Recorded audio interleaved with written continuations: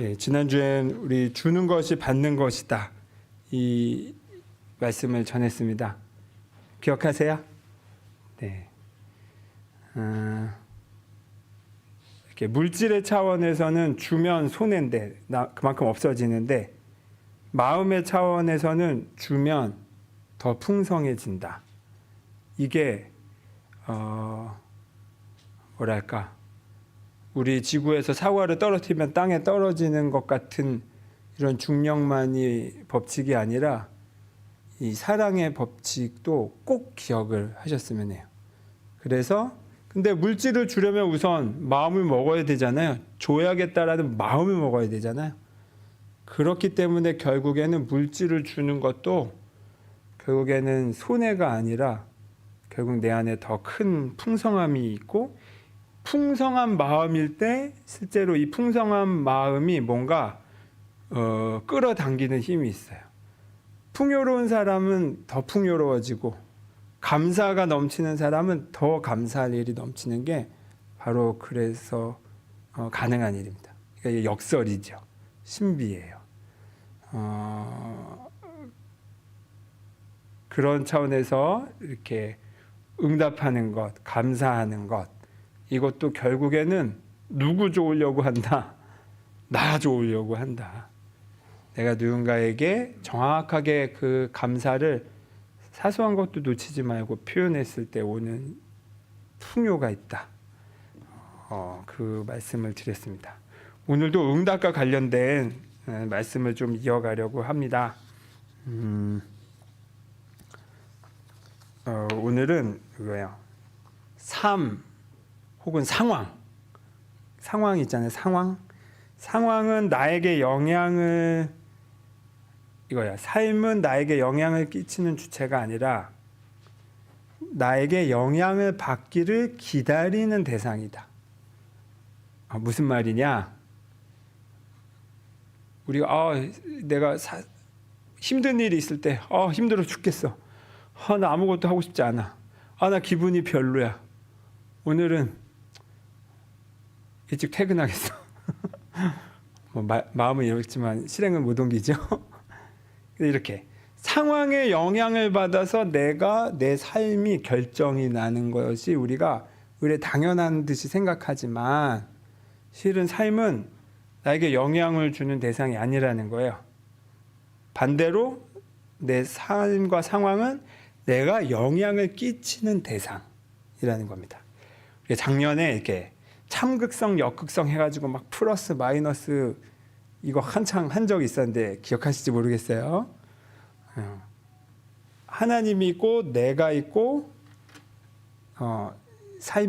상황이 있는데, 우리는 보통 하나님한테는 이거 해달라 저거 해달라 요구하고, 세상이 이러면 나도 이쪽으로 쓸리고, 세상이 저쪽으로 가면 나도 저쪽으로 쓸리고, 그러면서 하나님한테는 감내나라 배내나라 계속 하고 있고, 이게 완전히 잘못됐다. 방향이 하나님께서 이쪽으로 가라고 할 때 그때 가야지, 세상이 일로 간다고 나도 거기 휩쓸리는 영향을 받으면 안 된다. 우리는 영향은 하나님께만 받고 세상한테는 영향을 끼친다. 이럴 때만 하나님의 뜻이 나를 통해서 세상에 흐를 수가 있어요. 이것도 법칙이에요. 꼭 머릿속에 넣어두세요.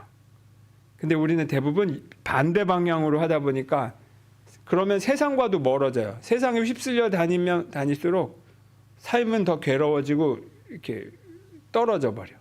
그리고 하나님께는 감내나라 배내나라만 하고 있으면, 하나님이 구하라라고 말씀을 하셨지만 하나님의 뜻은 뭔지 구분할 생각은 안 하고 계속 이것만 달라 저것만 달라 해버리면 하나님과 나의 관계도 이렇게 된다.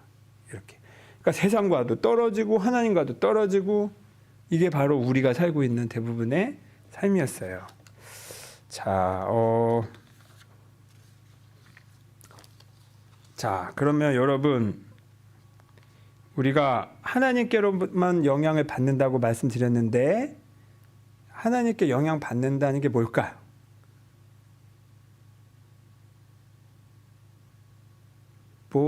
같은 말을 그냥 여러 가지 다르게 표현하는 것뿐이에요.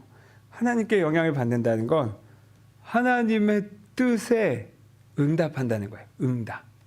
여러분, 응답이라는 말은 제가 영향을 받는다라고 표현했지만 실은 영향을 받는다는 건 수동적인 게 아니에요.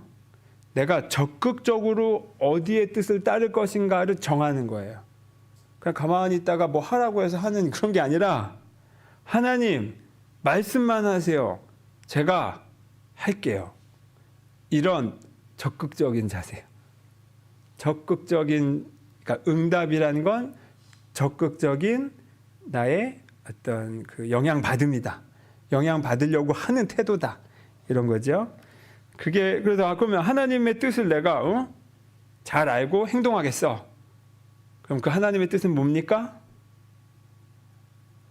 이제 이런 것도 이제 공식처럼 외워두시면 돼요. 뭐 어렵지 않잖아요. 여러분 설교 때 뭐 질문해서 모르면 무조건 뭐라고 대답하시면 돼요. 그냥 사랑이라고 대답하시면 되죠. 사랑. 자, 하나님의 뜻은 사랑이에요. 이것은 예수님이, 그러니까 근데 이거를 이 간단한 거 자꾸 사람들이 놓치고 엉뚱한데 무게 중심을 두니까 예수님이 정리를 해주셨어요. 마태복음 12장 7절에 나는 자비를 원하고 제사를 원하지 아니하노라 하신 뜻을 너희가 알았다면 무죄한 자를 정죄하지 아니하였으리라. 예수님이 이렇게 말씀하셨어요. 예수님이 지금 인용하신 거예요. 뭘 인용하셨냐면 호세아서 6장 6절, 그 예수님 당시의 성경, 구약 성경 예언자 호세아의 글을 한 구절을 인용하신 거예요. 그 호세아서 6장 6절을 제가 다시 읽어드릴게요. 나는 인애를 원하고, 아까 예수님이 이걸 자비라고 한국말에는 번역이 돼 있어요. 나는 인애를 원하고 제사를 원하지 아니하며 번제보다 하나님을 아는 것을 원하노라. 자, 너희들이 막 제사 드리고, 그때는 이제 제사 각을 동물로 잡아서 제사를 드렸으니까 지금으로 따지면 예배지요. 혹은 뭐 선행이 될 수도 있고 뭐 종교적인 신앙적 많은 활동일 수도 있어요. 나는 그걸 원하는 게 아니라 너희가 자비롭기를 원한다. 이런 거예요. 너희가 하나님을 제대로 알기를 원한다. 이거는 누구에게 하는 말이겠습니까? 하나님 열심히 믿는 사람들에게 하는 말인 거예요. 핵심을 잘 기억해라라는 거예요. 핵심을 잘 기억해라. 그게 바로 사랑이고 자비고 인애인 거죠. 그래서 우리 교회 표어가 자비가 들어가는 겁니다. 자, 그런데 보세요. 내가 먼저 하나님의 그 사랑의 시선을 고정하고 그 사랑에만 응답하기로 결정했을 때, 그리고 세상에는 그 사랑을 받은 사랑을 전해주는 걸로 내 자세와 역할을 정확하게 했을 때, 그때 하나님은 그 사람에게 필요한 것을 알아서 채워주시는 거를 더 잘 알아차리게 돼요. 제가 이렇게 표현했어요.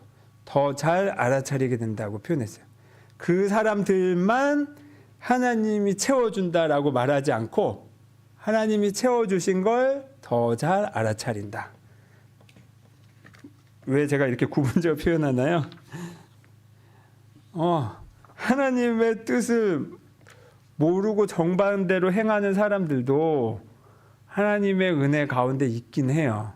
다만 차이는 못 알아차리는 거예요. 못 알아차리는 거. 자, 보세요. 전화도 이렇게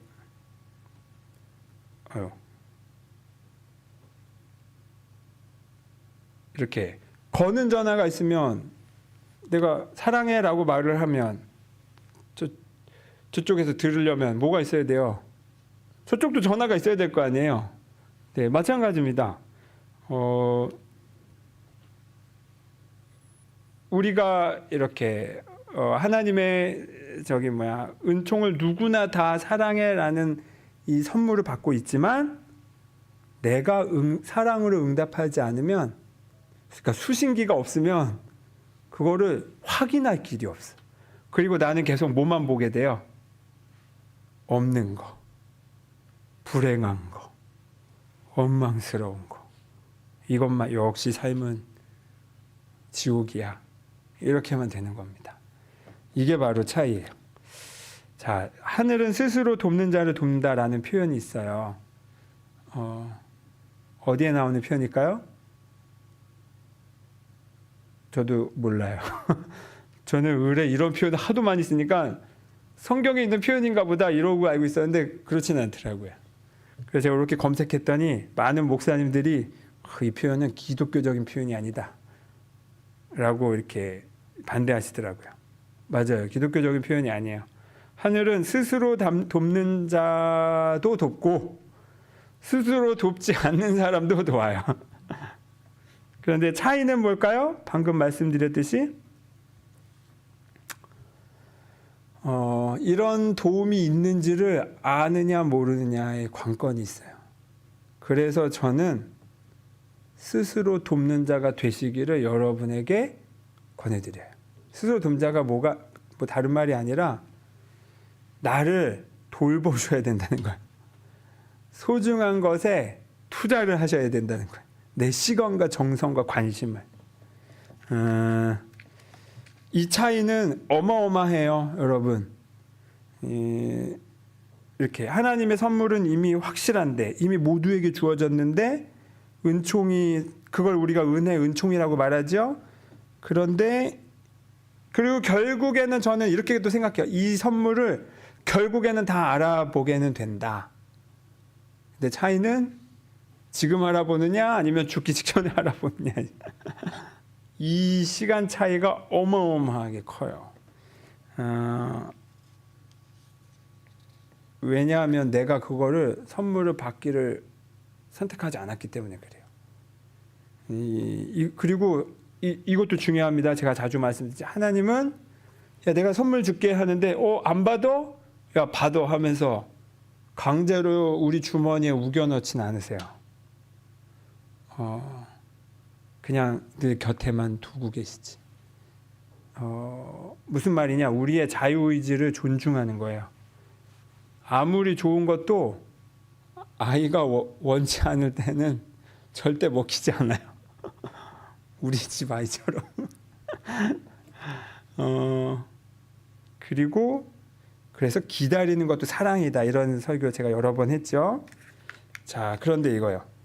그래서 내가 그걸 선택을 하지 않아 놓고 알아보지 못하면서 우리는 어떻게 하냐면 왜 하나님은 나를 이렇게 불행에 방치해? 라고 낙심하고 원망하고 하나님이 계시는 거 맞아? 하고 투정만 하게 돼요.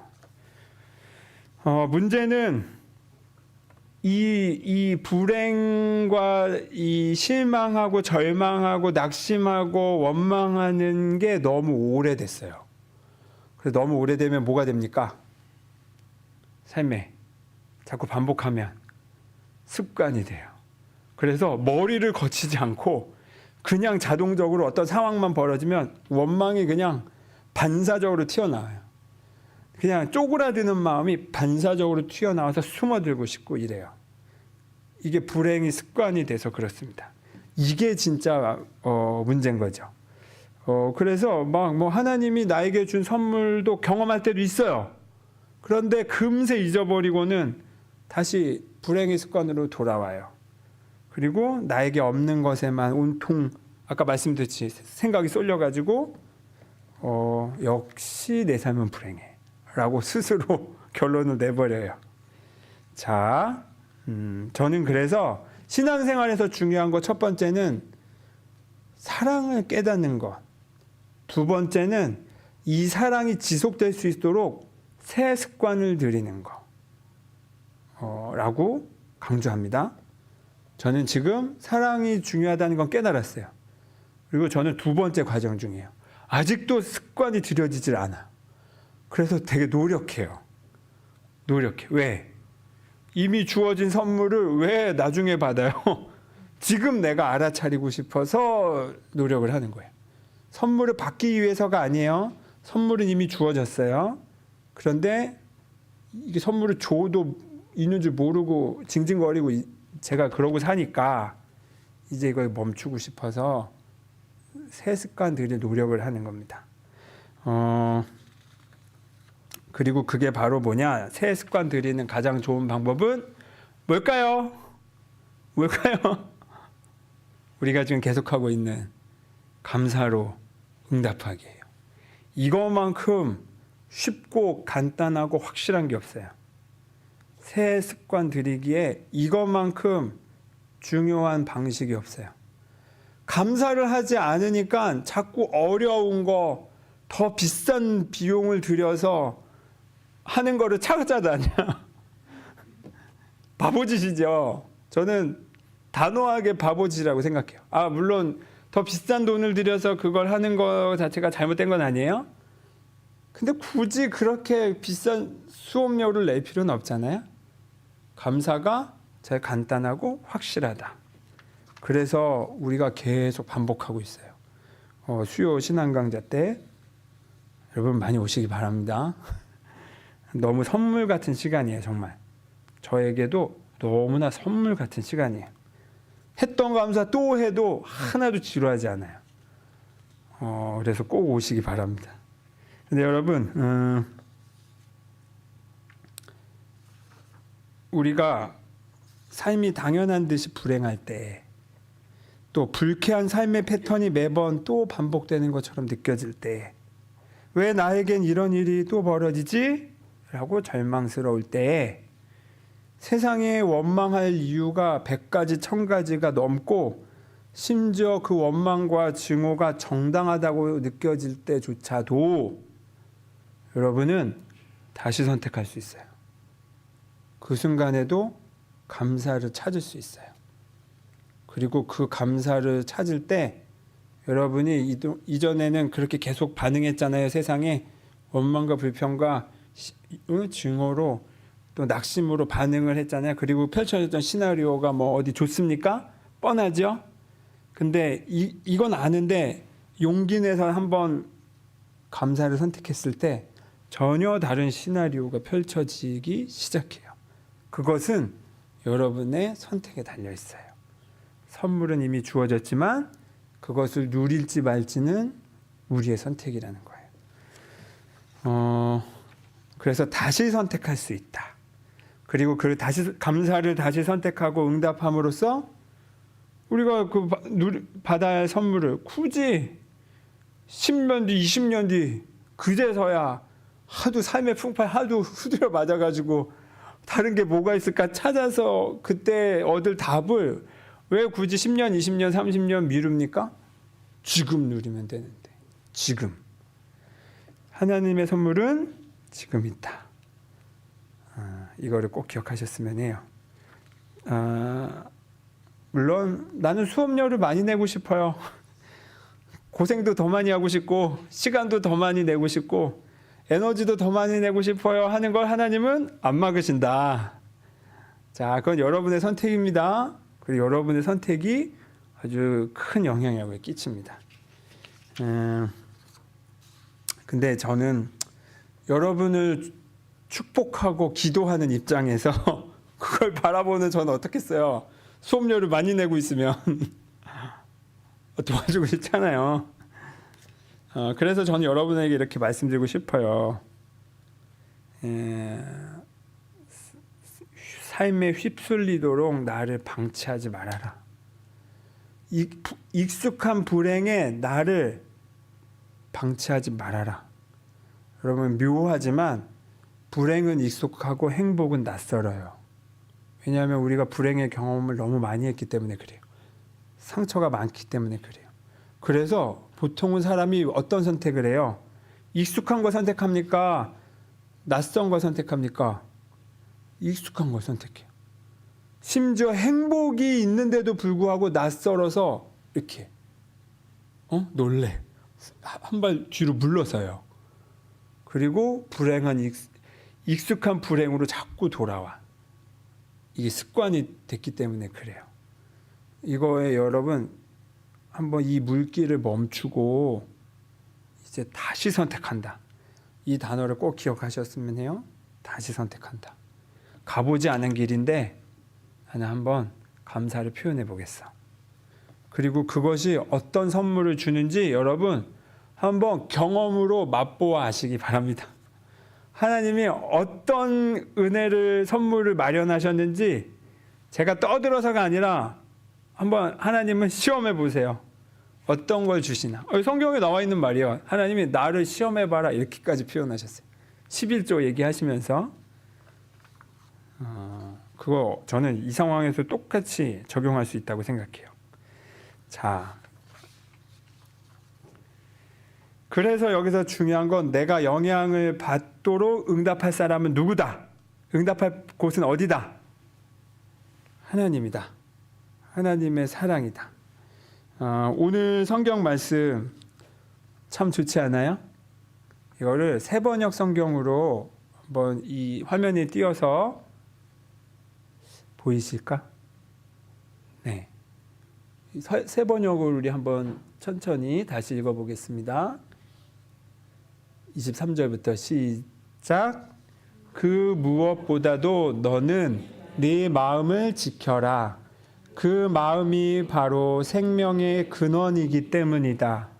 왜곡된 말을 네 입에서 없애버리고 속이는 말을 네 입술에서 멀리하여라. 눈으로는 앞만 똑바로 보고 시선은 앞으로만 곧게 두어라. 발로 디딜 곳을 잘 살펴라. 네 모든 길이 안전할 것이다. 좌로든 우로든 비껴나가지 말고 악에서 내 발길을 끊어버려라. 아멘. 또 세번역으로 읽으니까 또 새롭죠. 더 쏙쏙 오지 않습니까? 이 구부러진 말, 그러니까 왜곡된 말을 네 입에서 버려라. 속이는 말을 내 입술에서 멀리해라. 저는 그렇게 받아들였어요. 원망하는 말, 불평하는 말, 그래서 누군가를 증오하는 말, 거짓말하는 것, 그거 다 버려라. 그리고 눈으로는 앞만 똑바로 봐라. 시선은 앞으로만 곧게 두어라. 그리고 네가 발 디딜 곳을 잘 살펴라. 아무데나 가지 말라는 거예요. 시선을 고정하라는 거예요. 어디에 고정하라는 겁니까? 하나님께. 좌로든 우로든 빗나가지 말아라. 악에서 내 발길을 끊어버려라. 이런 겁니다. 네, 화면은 꺼주셔도 됩니다. 저는 이 말씀을 좀 더 풀어서 말하자면 이렇게 느껴져요. 삶의 두려움과 불안 때문에 너의 시선을 떨구지 말아라. 바닥으로. 너의 발걸음을 다른 곳으로 옮기지 말아라. 하나님이 주신 너의 본래의 마음을 잘 지켜라. 핵심을 비껴가게 하는 원망의 말을 이젠 네 입에서 멈춰라. 자기 자신을 속이는 말도 그만해라. 너의 눈으로 앞만 똑바로 보라. 시선을 곧게 하여 고정하라. 너의 발걸음이 불안에 반응하느라 다른 곳으로 빠지지 않게 하라. 악한 행실을 짓는 행동을 끊어버려라. 왜? 너는 이미 하나님의 길 위에 있다. 그런데 왜 불안에 휩쓸려서 비껴 나가냐는 거예요. 눈에 힘을 주라는 겁니다. 여러분, 오늘 제가 설교 제목, 제가 좋아하는 문장이에요.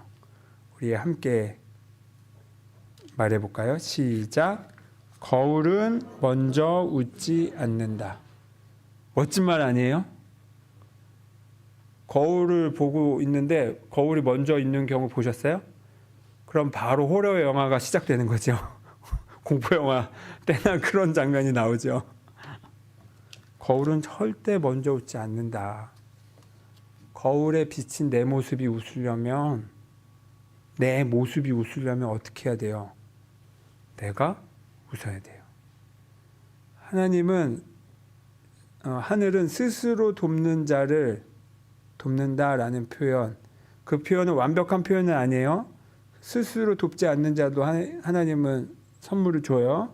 그런데 내가 그 선물을 누리려면 어떻게 해야 된다? 지금 나를 도와야 돼요. 어떻게 돕겠습니까? 거울을 보고 먼저 웃는 거예요. 하나도 웃기지 않는데. 하나도 웃기지 않는데. 그래서 이렇게 해보세요. 실제로 제가 오랫동안 그렇게 했어요. 아침에 씻으러 화장실 들어가서 그 되게 신기해요. 화장실 들어가서 거울에서 나 자신의 눈을 오랫동안 한번 바라보세요. 말없이. 굉장히 갑자기 다른 차원으로 싹 빨려 들어가는 그 느낌이 있어요. 굉장히 낯설어요. 진짜 한번 해보세요. 그리고 내 눈을 바라보면서 저는 그날 하루의 그 학원 뭐 여러 가지 다 했어요. 제가 했던 거 하나 읽어드릴게요. 그때 저 자신을 제가 이제 저의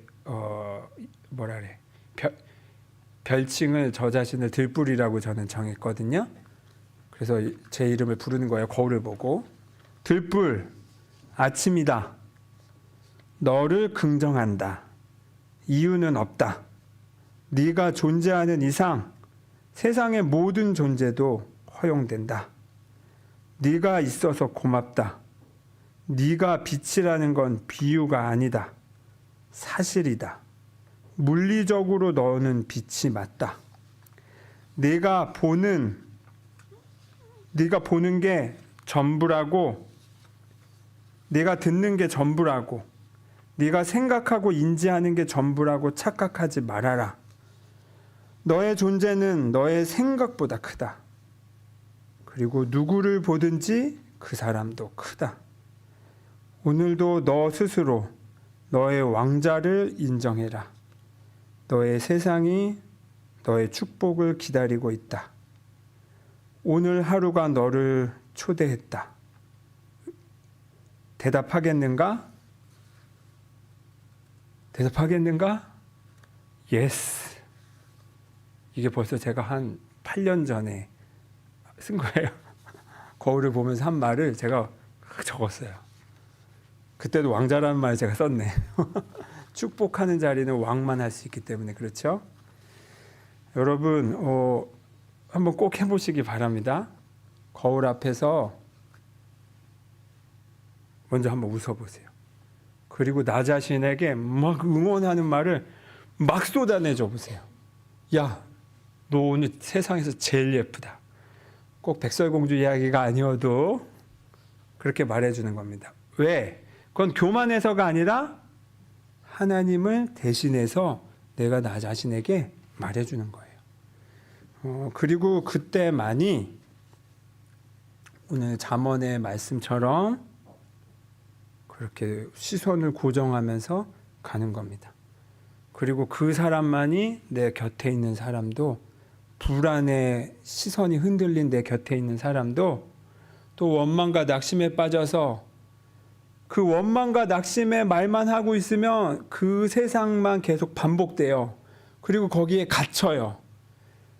원망스러운 일이 있어서 원망을 했는데 더 큰 원망을 계속 끌어당겨요.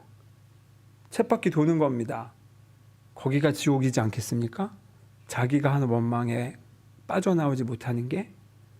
그런 사람을 도우려면 내 시선이 먼저 하나님의 사랑에 고정되어 있어야 돼요.